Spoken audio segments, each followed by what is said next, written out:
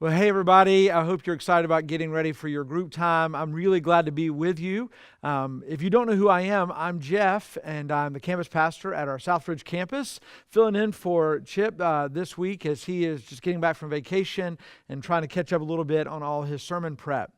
So Sunday morning, we continued our journey in Exodus and our series I'm Called by looking at what happened after the great victory at the Red Sea. In fact, at the end of chapter 14, we read this that kind of summarizes everything that happened. Chapter 14, verse 30, the Bible says, "Thus the Lord saved Israel that day from the hand of the Egyptians. And Israel saw the Egyptians dead on the seashore. Israel saw the great power that the Lord used against the Egyptians, so that the people feared the Lord, and they believed in the Lord and in His servant Moses." In fact, what happens right after that is really just a giant worship service. Right there on the other side of the Red Sea, in the midst of their victory, all of Israel celebrated and worshiped this Lord that they now believed in. Moses wrote a spontaneous song and sang it, and you can read that song at the beginning of chapter 15. And then his sister Miriam joins in by singing her own song. And it was this incredible time of celebration because of what God had done. In fact, as we moved into our message for this week in Exodus 16, we see how that victory began to move the people away from the Red Sea towards the Promised Land.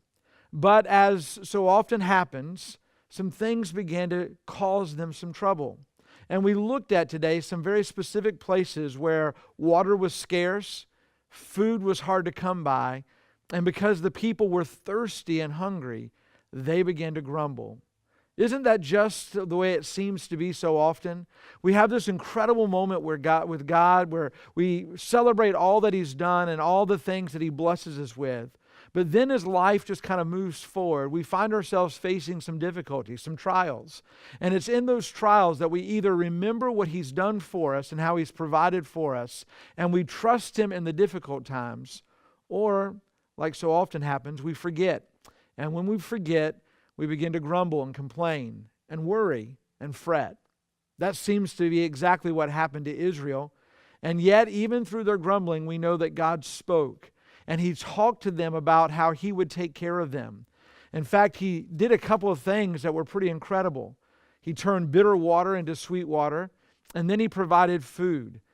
Every night as the sun would go down, quail would come in and flood the camp, and the people would go out and pick up the quail for meat. And every morning a dew would cover the ground, and as it dried, it became this bread-like substance. We learn at the end of chapter 16 that they even give it a name, manna. It's an incredible story of what God does for us. It's an incredible story that even through trials and hardships, we can trust that God is faithful. Maybe in your discussion tonight, you can spend some time just thinking a little bit about how God has been faithful in your lives, what He's done to provide for you in some of the difficult times maybe you've experienced as you've walked with Him or just tried to figure out life from day to day. And there's something about that reminds us of how powerful this idea of Him calling us is. That He calls us to follow Him and serve Him, worship Him, even through the hardships of life. Even when times are extremely difficult, He is there with us.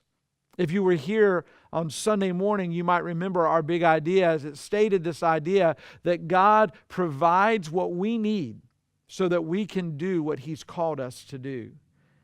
As you think about some of those things tonight, maybe you would even re-examine some of the times where you've experienced trials. And instead of finding yourself maybe struggling with that or being bitter about that or maybe wondering why God would put you through that, maybe instead you would begin thanking Him for allowing you to grow through that experience, for allowing you to understand what it is to trust Him more. So we're going to stop here just kind of recapping all of that. And we're going to allow you to spend some time maybe looking back through the scriptures that we looked at this past Sunday or even looking at some others around that passage that kind of support this idea of God providing for us. You'll also find in the notes a few questions that maybe you could spend some time as a group talking about tonight and maybe just figuring out some things that will help you continue to answer the call that He's placed on your lives. Hope you have a great night. Know we're praying for you. God bless.